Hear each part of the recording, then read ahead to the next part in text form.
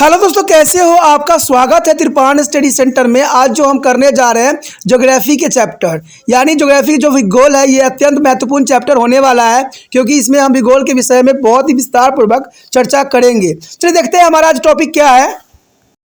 Effect of the ocean current. There is a most important topic arrive here. Effect of the ocean current. What is the effect here?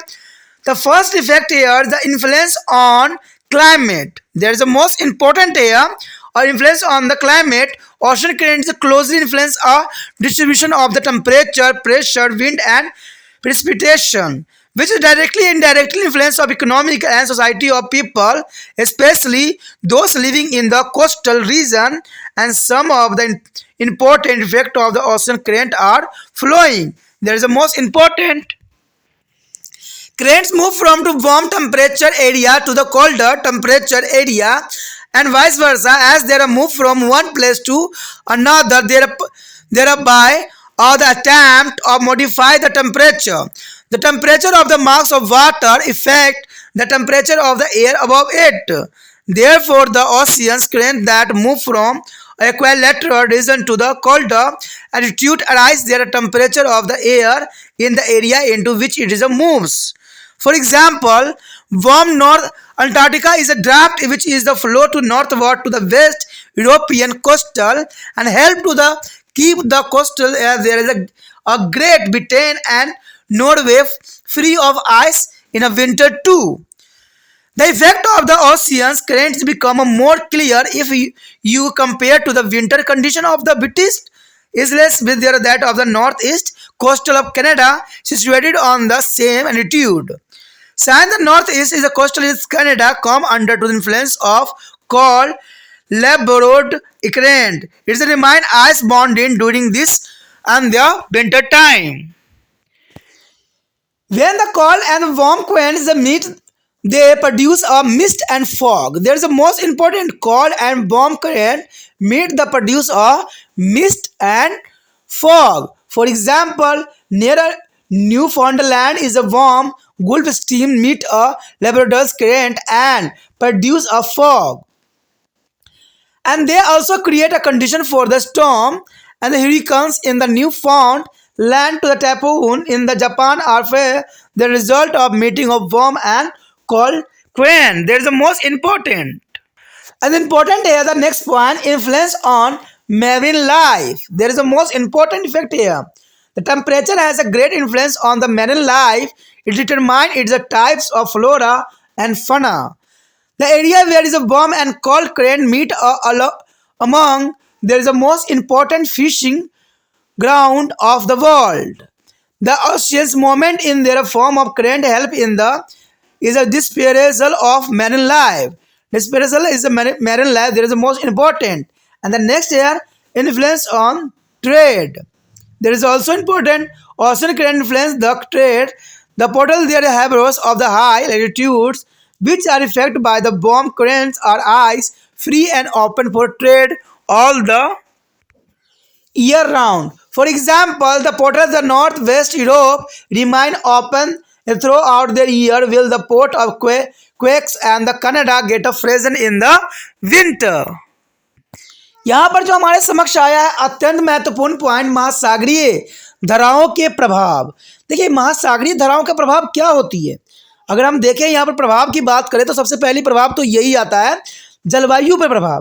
देखिए महासागर धाराओं का प्रभाव सबसे अधिक पड़ता है तो पड़ता है क्लाइमेट पे यानी जलवायु पे। कहते हैं महासागरीय धाराएं जो है तापमान, दाब, वायु और वर्षण के वितरण को नज़दीकों से प्रभावित करती है। तो जनरल सी बात है कि अगर धाराएं होगी, महासागरीय जलवायु होगी तो ये तापमान, दाब, वायु और वर्षण के वितरणों को काफ़ी प्रभावित करेगी, जिसका प्रभाव प्रत्यक्ष अथवा अप्रत्यक्ष रूप से समाज एवं अर्थव्यवस्था विशेषताएं तटीय प्रदेश में रहने वाले पर पड़ेगा ही पड़ेगा।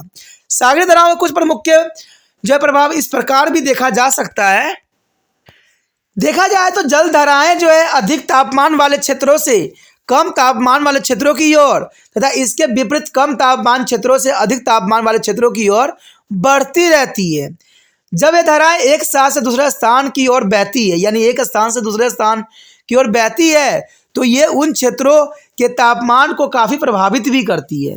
किसी भी जल राशि के तापमान का प्रभाव उसके ऊपर की वायु पर सदैव पड़ता ही पड़ता है। और इसी प्रकार जो विषमवर्ती क्षेत्रों से उच्च अक्षांशों वाले ठंडे क्षेत्रों की ओर बहने वाली जलधाराएं उन क्षेत्रों की वायु के तापमान को काफी बढ़ा देती है।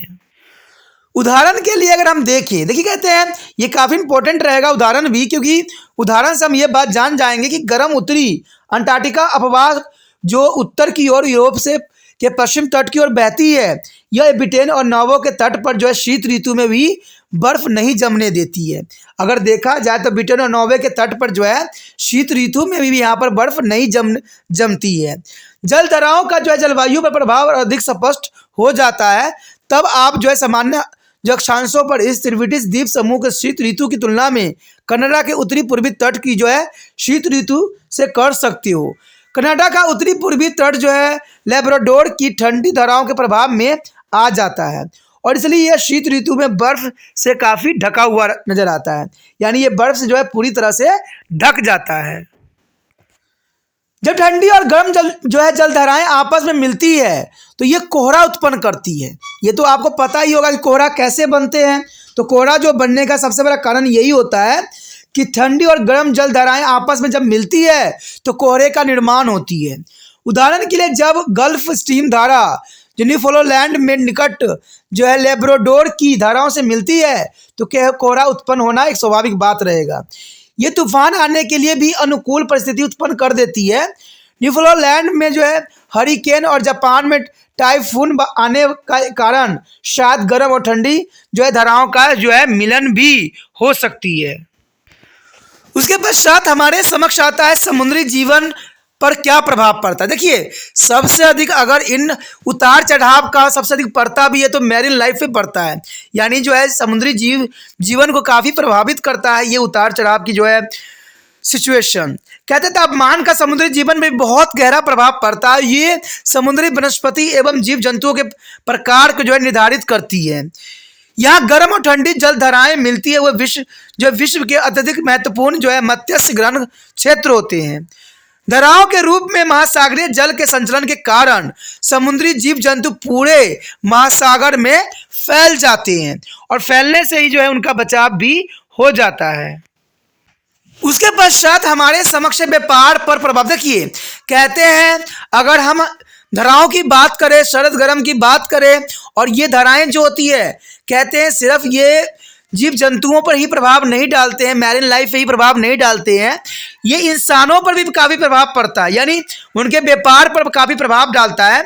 जलधाराओं का व्यापार पर भी काफ़ी गहरा प्रभाव पड़ता है। उत्तर अक्षांशों में स्थित जो है पत्यानों और बंदरगाहों में जो गर्म जलधाराओं का प्रभाव में होते हैं बर्फ नहीं जमती है वहाँ, यानी देखा जाए तो गर्म जलधाराओं के प्रभाव के कारण वहाँ पर बर्फ नहीं जमती है और वहाँ पूरे वर्ष व्यापारिक गतिविधियाँ चलती ही रहती है। उदाहरण के लिए उत्तर पश्चिम यूरोप के पतन पूरे वर्ष खुले रहते हैं, जबकि कनाडा का क्विबेक पतन शीत ऋतु में बर्फ से ढक जाता है, जो कि काफ़ी इंपॉर्टेंट यहाँ बात रखता है।